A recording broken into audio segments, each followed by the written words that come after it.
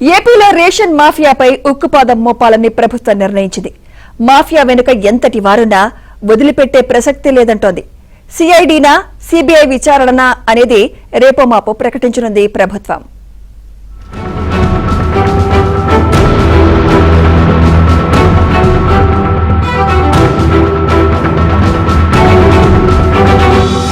ఆంధ్రప్రదేశ్లో ration mafia అరాచకాలపై పుంఖాను పుంఖాలుగా వార్తా కథనాలు వస్తున్నాయి. రేషన్ మాఫియా వైసీపీ ప్రభుత్వ హయాంలో రెచ్చిపోయింది. అడ్డు అదుపు లేకుండా వ్యవహరించింది. ఇందుకోసం రేషన్ మాఫియా వైసీపీ కీలక నేతలకు అప్పట్లో ముడుపులిచ్చిందని కూడా చెప్పుకునేవారు. ఈ ముడుపులు తీసుకున్న గత ప్రభుత్వ పెద్దలు మాఫియాపై ఎటువంటి చర్యలు తీసుకోలేదు. దీంతో రేషన్ మాఫియా మరింతగా రెచ్చిపోయి గుంటూరు జిల్లా పొన్నూరులో బర్నబాస్ అనే బియ్యం వ్యాపారిని హతమార్చింది. ఈ కేసును అప్పట్లో నీరుగార్చేశారనే ఆరోపణలు వెల్లువెత్తాయి. ఈ నేపథ్యంలోనే రాష్ట్రంలోని ఓ మాఫియా పలు ప్రాంతాల నుంచి రేషన్ బియ్యాన్ని సేకరించి కాకినాడకు తరలించేవారు. అక్కడ వైసీపీకి చెందిన మాజీ ఎమ్మెల్యే ఒకరు ఈ బియ్యాన్ని కొనుగోలు చేసి మిల్లులో పాలిష్ చేయించి విదేశాలకు ఎగుమతి చేసేవారు.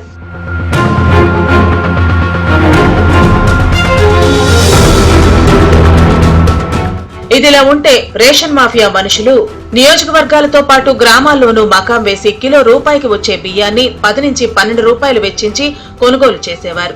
వీటిని దళారుల ద్వారా కాకినాడకు చేర్చేవారు. అక్కడి నుంచి ఈ బియ్యాన్ని వైసీపీ నేతలకు చెందిన మిల్లుల్లో పాలిష్ చేయించి కిలో 73 రూపాయలకు విదేశాలకు ఎగుమతి చేసేవారు. మొత్తం 12 ఆఫ్రికా దేశాలకు ఈ బియ్యం వెళ్లేవని సమాచారం. కాకినాడ పోర్టు ద్వారా బియ్యాన్ని ఓడల్లో ఎక్కించి ఎగుమతి చేసేవారు. ఇలా గత ప్రభుత్వ హయాంలో 1000 కోట్ల రూపాయలకు పైబడి వ్యాపారం జరిగిందని తెలుస్తోంది.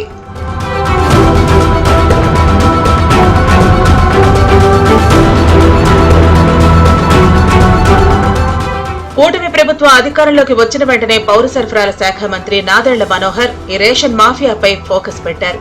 పలు ప్రాంతాల్లోని రైసు మిల్లులు, గొడౌన్లలో నిల్వ ఉంచిన రేషన్ బియ్యాన్ని సీజ్ చేయించారు. అయినప్పటికీ రేషన్ మాఫియా వెనక్కి తగ్గలేదు. కూటమి పక్షాలకు చెందిన కొందరు ఎమ్మెల్యేలను వశపరుచుకుని మళ్లీ రేషన్ బియ్యం మాఫియాను పునరుద్ధరించారు. ఈ సమాచారం తెలుసుకున్న డిప్యూటీ సీఎం పవన్ కళ్యాణ్ గతంలోనే తూర్పుగోదావరి జిల్లా అధికారులను హెచ్చరించారు. ఇటీవల రేషన్ మాఫియాను జనసేన నేతలు అడ్డుకోగా మీ వాళ్లందరినీ మేనేజ్ చేశామని మాఫియా పెద్దలు వ్యాఖ్యానించినట్లు తెలిసింది. ఈ సమాచారం పవన్ కళ్యాణ్ కు తెలియటంతో ఆయనలో ఆగ్రహం కట్టలు తెంచుకుంది. దీంతో పవన్ కళ్యాణ్ శుక్రవారం కాకినాడకు వెళ్లి అక్కడ రేషన్ మాఫియా గుట్టు రట్టు చేశారు. రేషన్ బియ్యంతో ఎగుమతికి సిద్ధంగా ఉన్న ఓడను సీజ్ చేయాలని ఆయన పోర్టు అధికారులకు సూచించారు. అయితే ఆ ఓడను సీజ్ చేయాలంటే ముందస్తు అనుమతి తీసుకోవాల్సి ఉంటుంది. దీంతో అధికారుల అనుమతి కోసం ప్రయత్నిస్తుండటంతో పవన్ సీజ్ చేయమని చెప్పిన షిప్ కాకినాడ పోర్టులోనే లంగరు వేసి ఉంది.